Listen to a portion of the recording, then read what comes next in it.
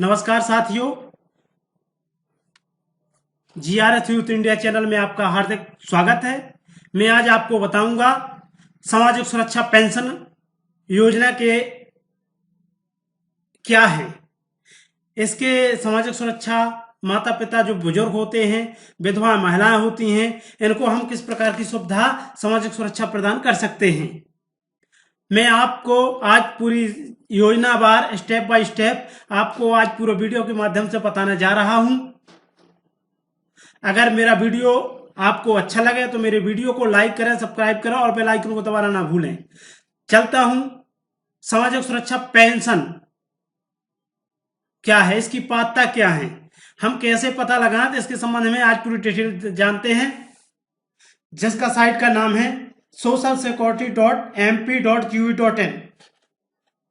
इसमें क्लिक करते हैं तो हमारे सामने कुछ इतनी योजना दिखाई देती हैं 13 प्रकार की, जिसमें इंदिरा गांधी राष्ट्रीय वृद्धावस्था पेंशन योजना, इंदिरा गांधी राष्ट्रीय विधवा पेंशन योजना, इंदिरा गांधी राष्ट्रीय निःशक्त पेंशन योजना, कन्या अभिभावक पेंशन योजना, मंदबुद्धि आबलिग बहुविकलांग को आर्थिक सहायता, सामाजिक सुरक्षा वृद्धावस्था पेंशन योजना, सामाजिक सुरक्षा परित्यक्ता पेंशन योजना, सामाजिक सुरक्षा निःशक्त पेंशन योजना, निःशक्त जन, दिव्यांग शिक्षा प्रोत्साहन सहायता राशि, वृद्धाश्रम में निवासरत अंतवासियों को पेंशन, मुख्यमंत्री सामाजिक सुरक्षा कल्याणी पेंशन योजना, मुख्यमंत्री अविवाहिता पेंशन योजना।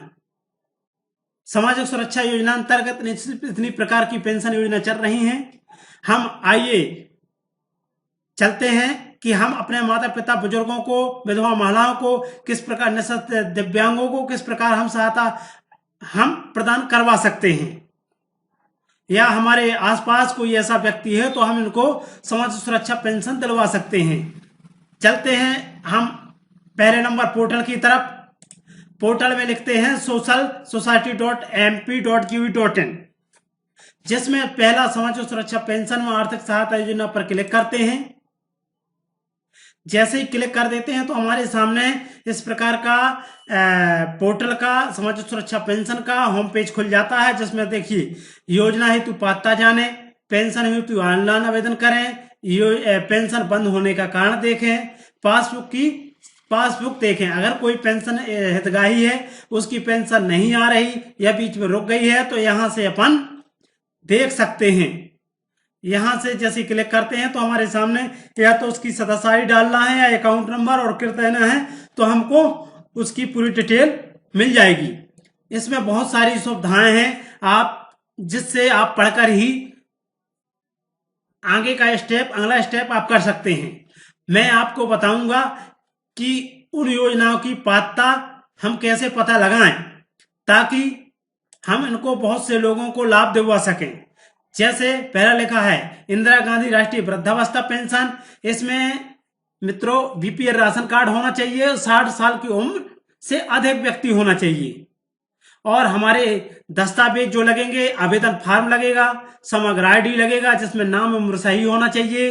तीसरा, हितग्राही स्वयं की फोटो हो, पासबुक होना चाहिए, आधार कार्ड, परिचय पत्र, उम्र प्रमाण पत्र के लिए इतने दस्तावेज होने के बाद हम अपने पूरा फॉर्म भर के लोक सेवा केंद्र में जमा, नजदीकी तहसील में जो स्थापित होते हैं लोक सेवा केंद्र, यहां जाकर जमा करवाते हैं, ताकि उसको समय से एक दिन में ही समाधान हो सकेगा।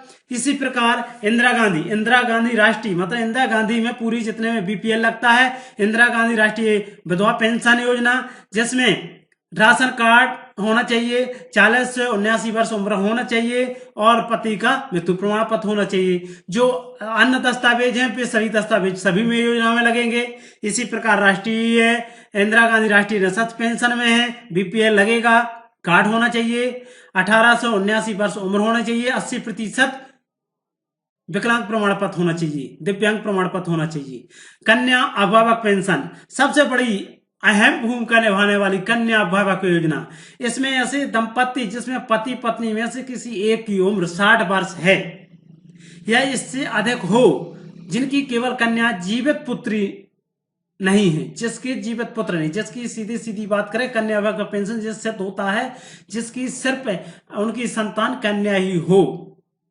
अगर उनमें से पति पत्नी यानी उसके दंपत्ति में से 60 वर्ष किसी एक की हो जाती है तो इसमें सबसे बड़ी फायदा तो ये पेंशन तो मिलेगी ही।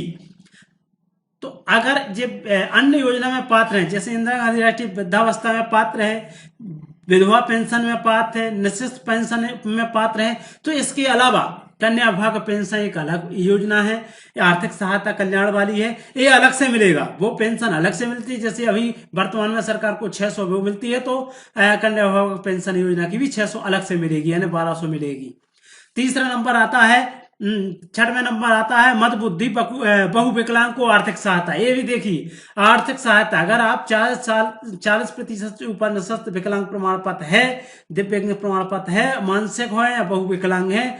बहु विकलांग मतलब 2 या 2 से ज्यादा अंगों में विकलांग होना चाहिए, मानसिक यानी अपना मानसिक विकलांग होना चाहिए। अगर ऐसी स्थिति है तो आपको अन्य योजना में अगर पात्र हैं तो अन्य योजना का लाभ भी मिलेगा आपको, प्लस आपको मंदबुद्धि बहु विकलांग दिव्यांग आर्थिक सहायता भी अलग से मिलेगी।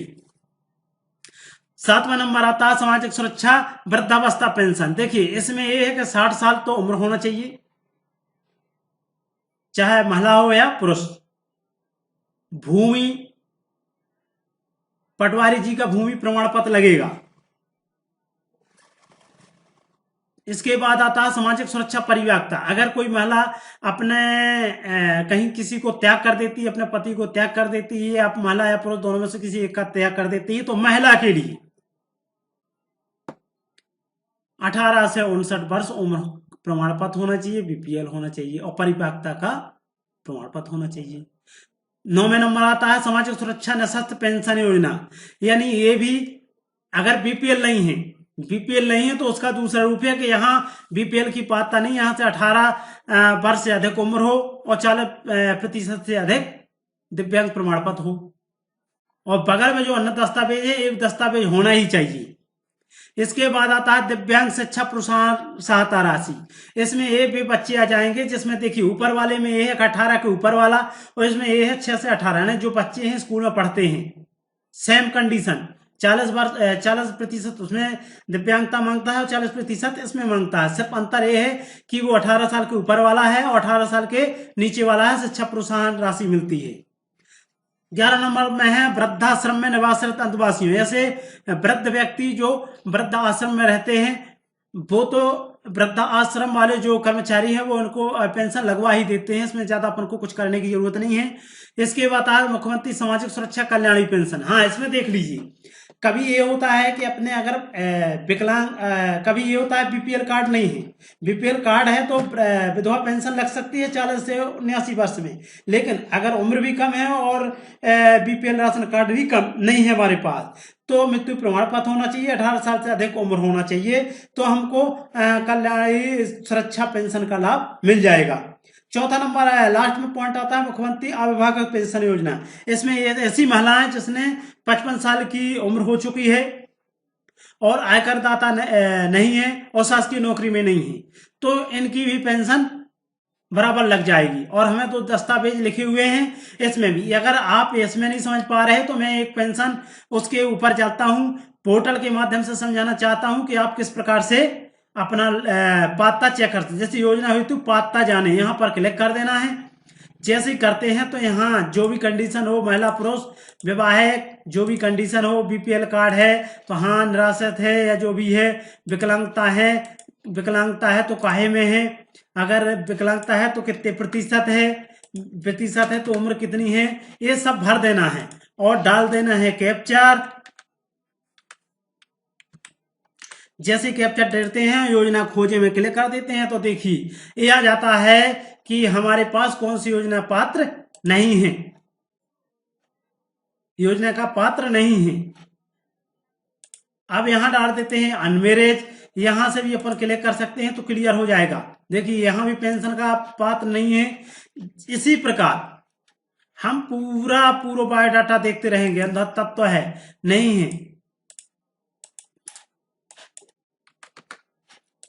देखिए यहाँ भर दिया, कुछ कमी हो और देख लीजिए। इसी प्रकार अपन इसमें देखिए सामाजिक सुरक्षा पेंशन निःशुल्क 600 रुपये मिलेगा। तो इस प्रकार से ये पोर्टल बता देता है कि आप पात्र हैं कि नहीं हैं। मैं इसकी लिंक डिस्क्रिप्शन बॉक्स में लिख दूंगा, आप इस लिंक से पोर्टल ओपन कर सकते हैं। सबसे बड़ी आसान तरीका यही है कि हम यहाँ से अपने जो हमारे आसपास पड़ोसी गांव में कोई भी ऐसे वृद्ध लोग हैं, कल्याणी महिलाएं हैं या दिव्यांग हैं, इनको हम आप थोड़ी सी हेल्प में उनको सहायता राशि मिल सकती है और इसमें से हमें चेक कर लेना है। तो आपको मेरा वीडियो अगर पसंद आया तो मेरे वीडियो को लाइक करें, सब्सक्राइब करें और बेल आइकन को दबाना ना भूलें। और हाँ, इसी प्रकार अपन को पोर्टल में देख लेना। इसमें एक और सुविधा देखिए, ये पूरी सुविधाएं मिल जाती हैं अपन को। इनमें से अगर और कुछ ऑनलाइन सर्विस वाली जानकारी लेना चाहते हैं तो सब मिल जाता है। देखिए ये सारी सुविधाएं आपके में हैं, कोई कभी ला आप देख सकते हैं, कोई दिक्कत नहीं है। ये पोर्टल की सुविधाएं हैं, हम लेते रहेंगे। मैं इसमें देखिए आवेदन कर सकते हैं, लेकिन हमें सबसे पहले दोस्तों मित्रों ये करना है कि हमें आवेदन भरकर लोक सेवा केंद्र आवेदन में देना है, ताकि वहां से जल्दी आवेदन अपना हो जाएगा। पंचायत में ज्यादा चक्कर लगाने की जरूरत नहीं है। और अगर यहाँ की कोई आपके अगर लोक सेवा केंद्र में अगर आप आवेदन दे आए तो यहाँ से चेक कर सकते हैं कि हमने आवेदन किया हुआ, हमारे आवेदन स्वीकृत हुआ, आज स्वीकृत हुआ, यहाँ से पता चल जाता है। यहाँ पूरी पासबुक है, हमारे यहाँ पासबुक एंट्री है कि यहाँ से हम पूरी पासबुक की देख सकते हैं। धन्यवाद।